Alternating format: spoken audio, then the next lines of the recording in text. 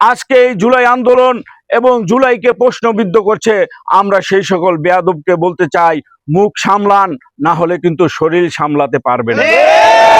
এই জুলাই আন্দোলনের সেন্টিমেন্ট শুধু আমাদের কোনো দলের না, এটা বাংলাদেশের মানুষের।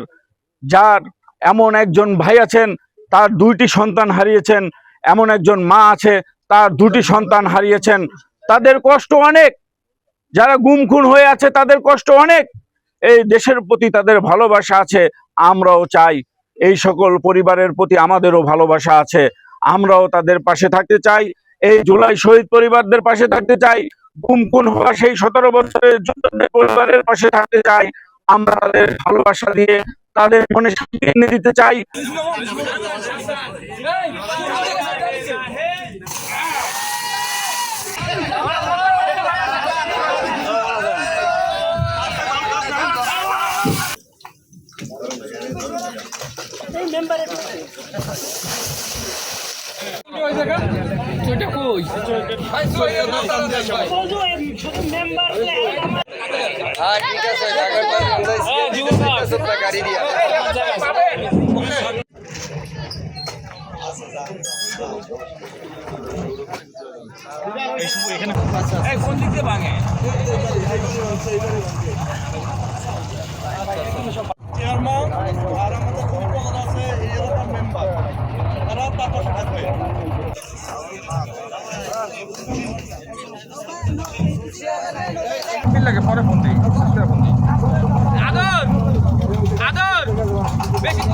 স্থায়ীবাদ এখানে করা সম্ভব কিনা। এখানে আমাদের 3200 ভোটার, 3টা স্কুল, প্রাইমারি স্কুল।